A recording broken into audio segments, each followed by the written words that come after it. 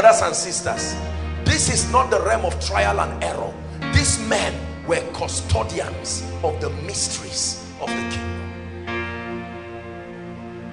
Are we together? Archbishop Benson Idahosa went round the world as an African. No land could resist him.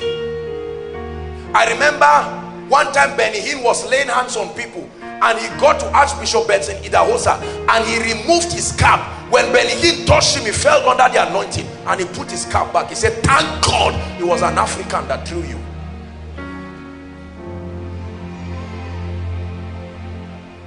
I remember one crusade that they were having together with Benny Hinn, and Benny Hinn was praying, trying to charge the atmosphere, and rain wanted to fall. Idahosa came and collected the mic. He said, rain is falling. Those who are sick, lay your hands there. There was no time to waste. He didn't ask them whether they had faith or not. He understood a system to force their miracle.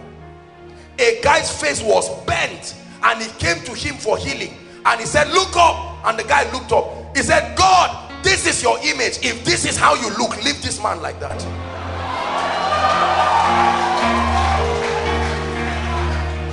Custodians of the ordinances. Now, some of you, it's a shame that some of us are just hearing this for the first time. Yet this is our spiritual heritage. When you start training children from primary school, you teach something called social studies. You teach them the history of their nation.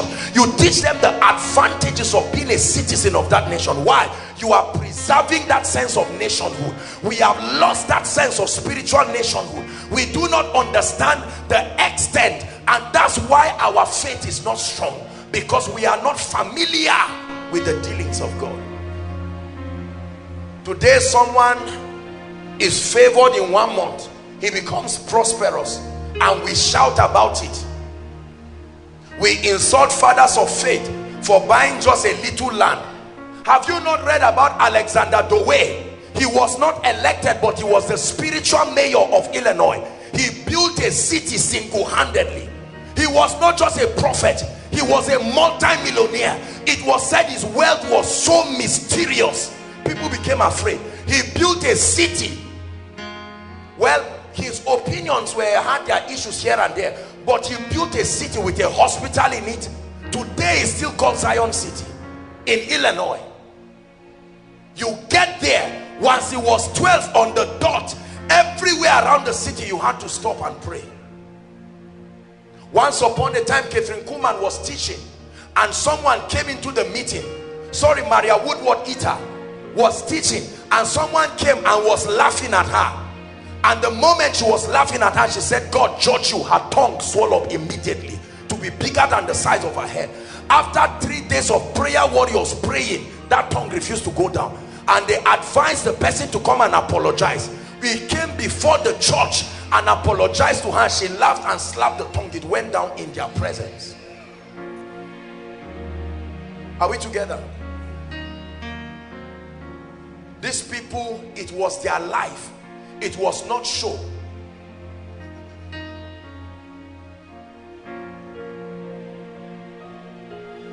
William Branham would stand for hours and watch a congregation and not say anything, because he said he was waiting for his angel to come. You say you are seeing angels today, they say you are diabolic. You collected power from somewhere. This guy stood and did not do anything, and then eventually, all of a sudden, a physical wind will start blowing in the church physically, and all of a sudden he will say, here comes the angel, and turn and start giving a level of word of knowledge and prophecy that very few people on earth will ever get there. There is no mortal man on earth now I know who is working in William Branham's dimension of prophetic accuracy. They did not have videos to capture their meetings. Strange manifestations.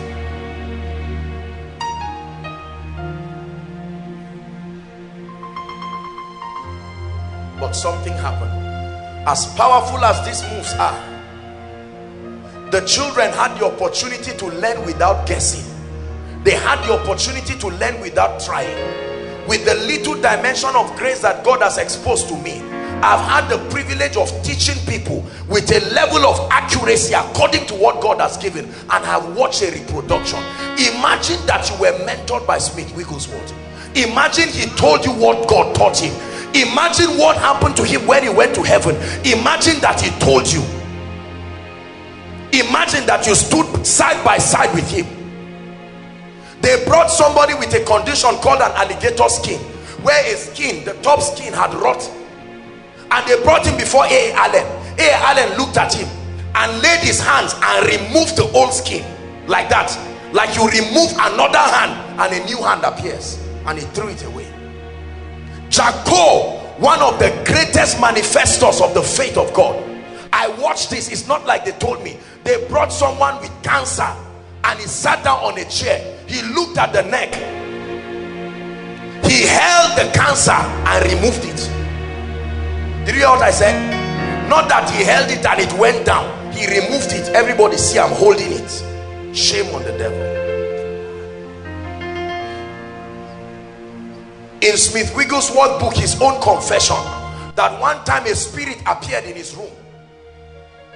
Devils appearing in his room, and the room was shaking and rocking, and he came out. When he came out, he looked at the parlor and he saw a spirit sitting, and he turned back. Don't waste my time. He went to go and sleep. Not pray, not fast, not bind, sleep. I thought it was an angel that brought a message, but since it's you, Satan, enjoy the chair and go back. This is not I claim I am powerful. This is a settled, this is truly the seated in heavenly places mentality.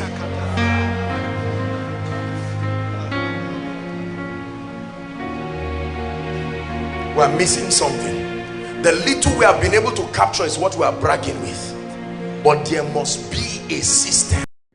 We have come to draw from your well, Jesus. Draw from your